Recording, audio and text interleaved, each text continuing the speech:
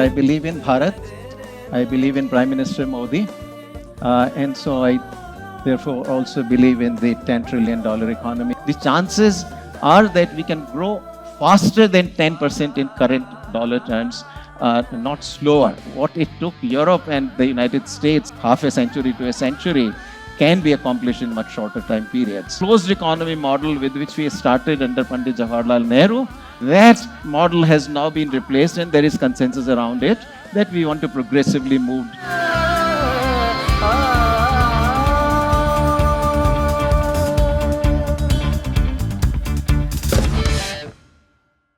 Prime Minister vision is to make India Viksit Bharat by 2047. India, to achieve this ambition, India needs to move from a predominantly agrarian and informal sector to the manufacturing sector, advanced manufacturing, and the service sector, and the knowledge-driven hub. But we lack in cutting-edge technology. There is a need for the lot of reforms, whether it's the land reforms, labor reforms, administrative reforms. And there is except for IITs, there is a lack of coordination between academia and industry. Of course, we are leading in certain industries like digital technologies, digital transactions, and we are leading in the hydrogen, through National Hydrogen Mission, similarly in the solar industry, like that.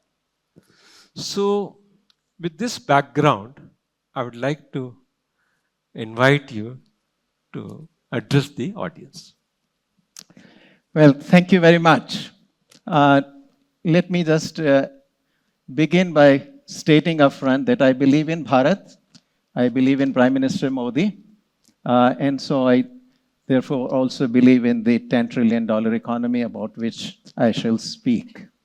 As some evidence, a Prime Minister who on the very first Independence Day of his very first term states from the ramparts of Red Fort that he is going to, in 5 years, bring toilet to every single home in India, which when I listened to it sitting in New York, it was midnight actually at my end at that time, I thought, wow, what a mistake the Prime Minister has made. A nation which has built just 38% of the toilets in rural areas, how can it get to 100% in just 5 years? This is going to be a disaster. And lo and behold, by the time 2nd October 2019 comes, 5 years end, practically the promise has been delivered. And this is something that the Prime Minister has really delivered repeatedly. We have seen it happening now. This is still in work in progress on tap water. I remember actually one of the very first meetings I had with the Prime Minister after joining the Niti Aayog. I talked about this, that look, drinking water is something that affects everybody, whether it's rich or poor, and everybody wants 24/7 water supply. And every Independence Day, as it came close, from Niti Aayog, we were asked to submit a long kind of proposal for drinking water, which we did, and the announcement didn't happen. Then suddenly, I had left Niti Aayog in 2017, but then 2019 or 2020 came along, and announcement got made. And then I realized that Prime Minister was waiting for the Swachh Bharat to be accomplished, and then he was going to take on to this second bigger task. And once again, the progress has been absolutely phenomenal. So that really is the background to my sort of faith, belief in the Prime Minister, and therefore also my faith and belief in Bharat. Now, I come to the $10 trillion question. I firmly believe that this is something that will happen in the next decade. maybe 11 years, if not 10. How? First of all, look back what we have already done. If I take the 17 years starting from 2003-4 to 2019-20, so I'm sort of cutting it at COVID year, India grew in current dollars 11% a year. Most people don't realize this. But the growth rate during that year in current dollars was 11%, 10.9 if I want to be precise, which I've rounded off to 11, during those 17 years. Even if I actually take the full 2 decades, ending in 2020, March 2023, India grew during those 2 decades in current dollars 10% a year. Actually, it's 10.2. So this is something we have done during a period during which we had 2 major kind of crises. There was a global financial crisis in 2008, and then we had COVID crisis, during which, of course, we had a negative growth of 5.7% in real rupees. And yet, with those crises, we managed to accomplish a growth rate of 10.2% during the 2 decades. So I think it's quite reasonable to assume, and I'll elaborate on that, why it is so reasonable to assume, that growth rate will at least be that much, let's say 10%, if not 10.2, over the next decade. Well, if I make that assumption, between 10 and 11 years, I actually get to 10 trillion. And our chair here started off with the Viksit Bharat ambition of the Prime Minister by 2047. Well, if I presume that growth rate to continue until 2047, which also is quite reasonable, I shall argue in a few minutes, then we get to something more than about 30 trillion, about 31, 32 trillion dollars. That can be accelerated, by the way, for reasons, again, that I'm going to come to explain. Now, this is in current dollars. What does it mean in today's dollars? In today's dollars, a 30 trillion plus economy would be 20 trillion plus. Okay? So, in real terms, even, which means in real dollars, the economy by 2047 will be more than 20 trillion. And that, of course, translates into a per capita income, depending on what you assume about population. Because, today we think of population rising a lot more than, I think we'll find out once the census happens, probably we'll find out, because, most indications are that India as a whole is already pretty much at the replacement rate. So perhaps, but in any case, even assuming the generally higher rate of growth of population that is embedded in the estimates that we have, with that 30 trillion plus, we get to about $12,000 to $13,000 in today's dollars. By the World Bank definition, we come very close to a Viksit nation. The high income nations are defined by something close to about $14,000 in 2023 dollars. So we get there. Okay. Now, why do I think that this is a very reasonable assumption that this is going to happen? Number of reasons. So first, I start with the basic, which is that politically India is very stable. Political stability is an absolutely necessary condition for faster growth. It's not sufficient, but it is absolutely necessary. That condition is very much fulfilled by India. A complementary factor is that India is also a democracy. And luckily, in the last 30 years, we have successfully managed to build consensus around economic reforms.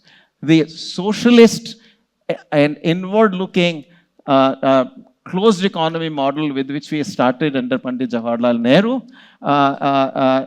that model has now been replaced, and there is consensus around it that we want to progressively move towards a more market-based economy.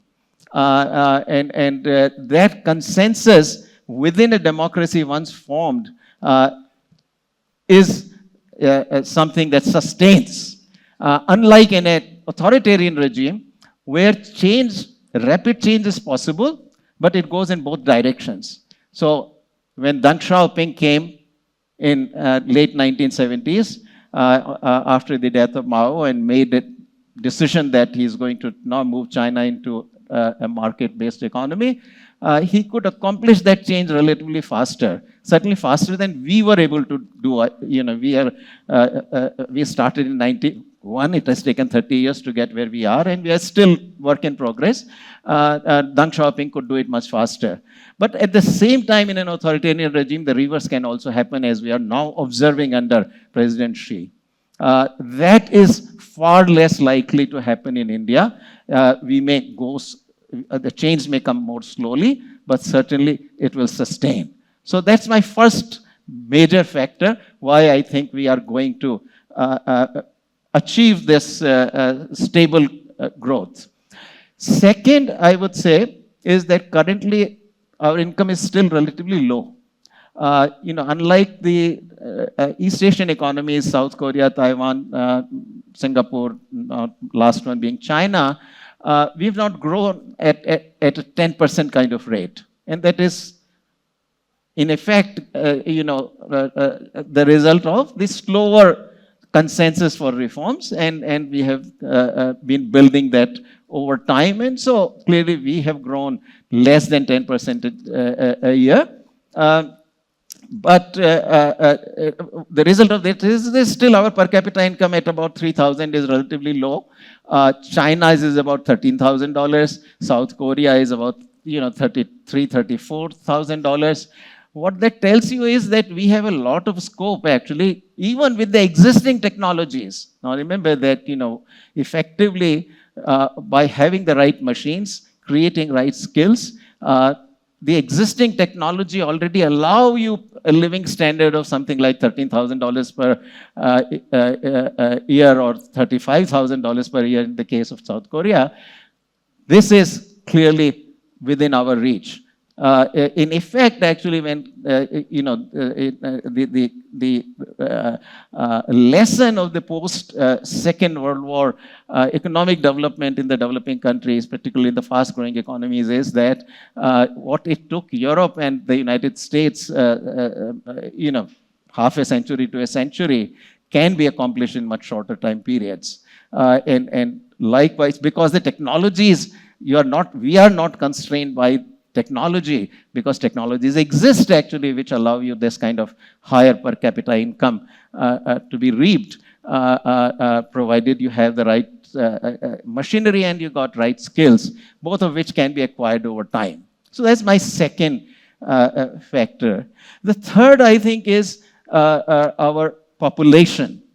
There are two aspects of the population I like to point out to.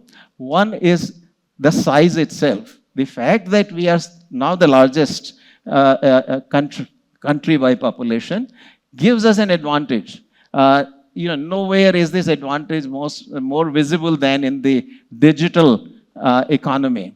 When $1 billion are operating on a digital system, you know what kind of economies you can reap. It's the interaction among 1 billion people simultaneously you can interact with. It is also the fact that it is one platform on which 1 billion people can interact. Well, what that means is that the per capita cost of adding another user of that system is practically zero.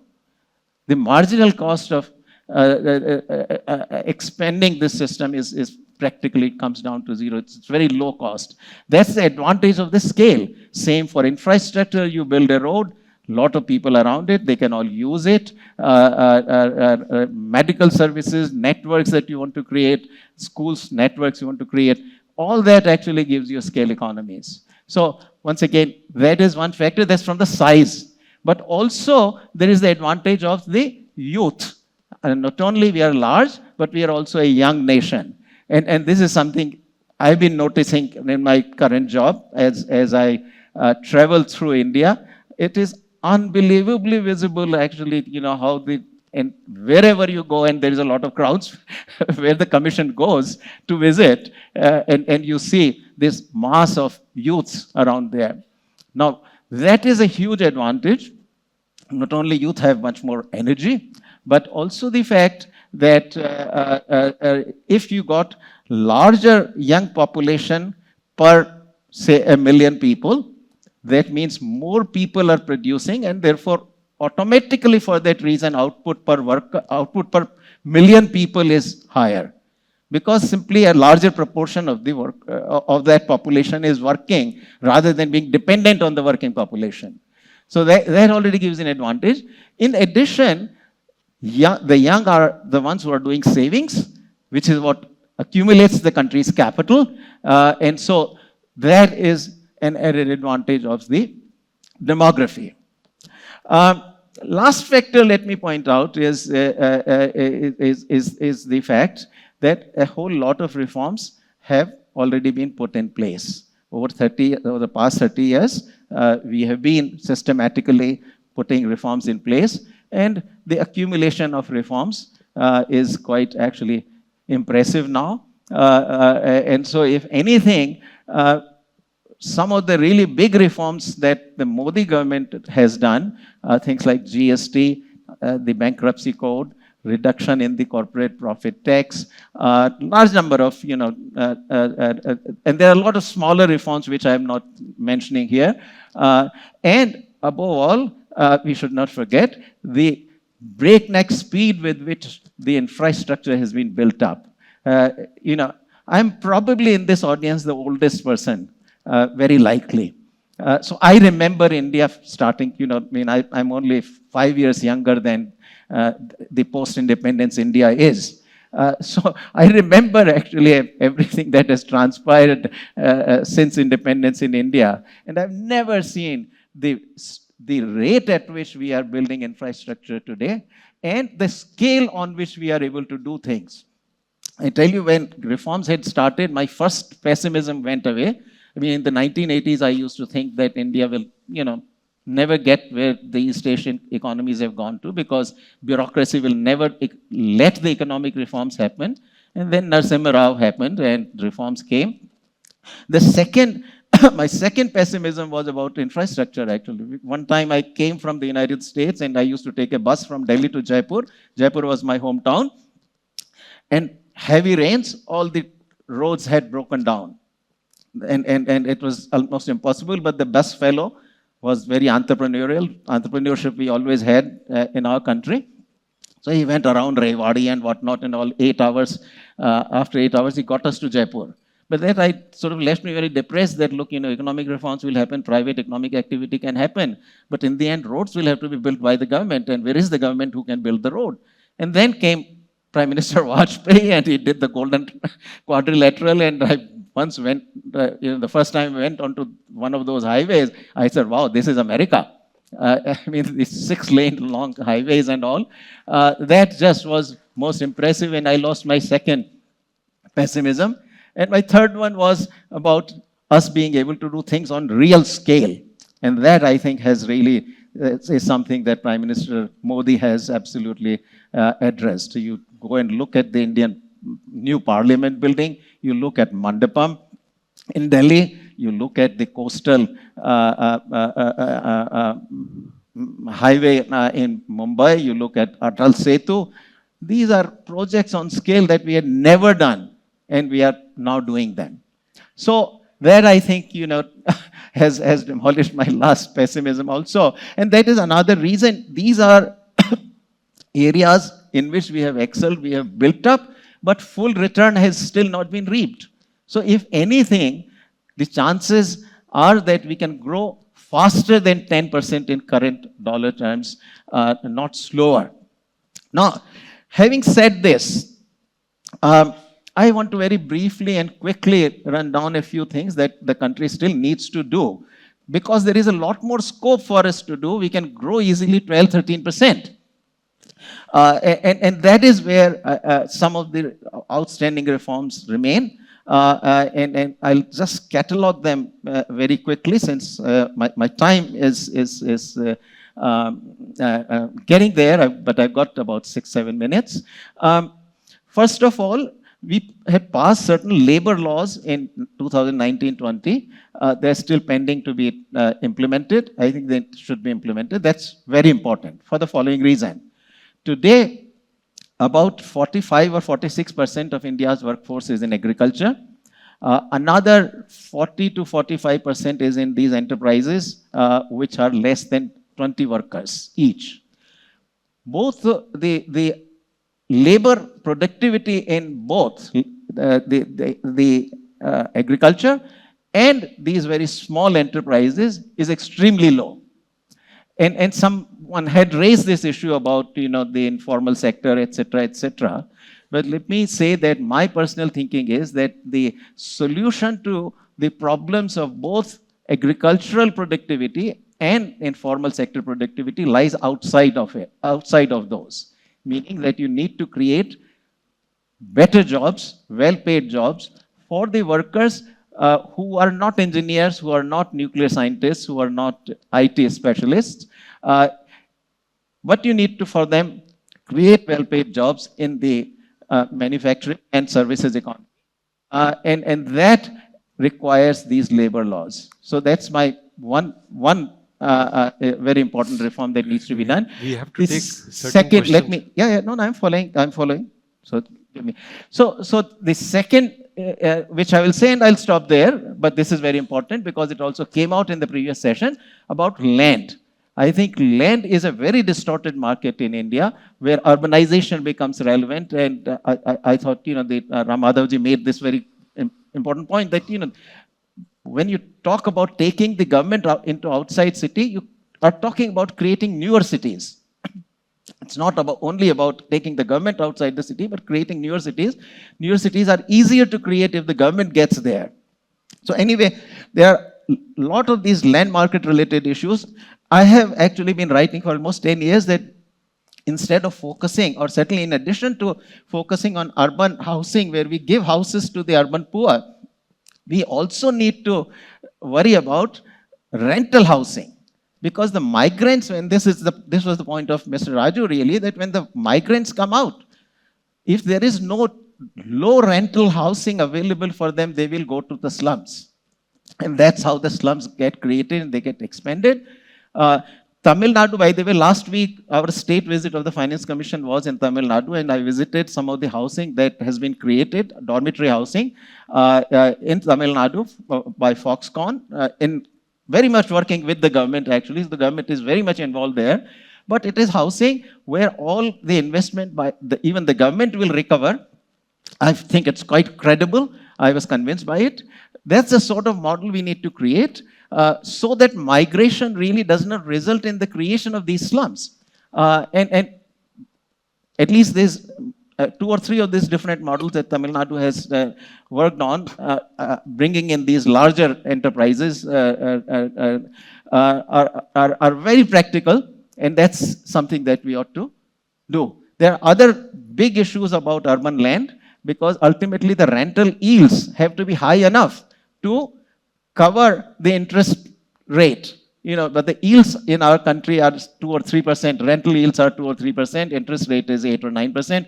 There is no way, market is going to provide the rental, commercial rental housing. And this is where a lot of the land reforms are essential. So I will stop there, and please. Thank you very much for covering in the shortest time. So I'll now ask the questions. If you have any questions. Thank you, Dr. Panagariya, for a very insightful remarks. So my question was on how do you look at the role of trade policy for economic growth, particularly in the context that we live in today globally, where there are lots of challenges when it comes to free trade? And do you think the state capacity in India is well equipped to negotiate the kind of trade deals that we might need? Because in the past, we've not had a very good experience with the ASEAN FTA, for example. How do we go about navigating this very challenging trade landscape globally? So, very briefly, my views on this are very well known. But there is no issue of capacity. We have plenty of capacity. The issue is of intent. I think we have to negotiate in earnest. We should complete the agreement with the United Kingdom and then move on to European Union. I think for the success of China plus one in India, that is something which is very important piece that needs to be put into building this puzzle.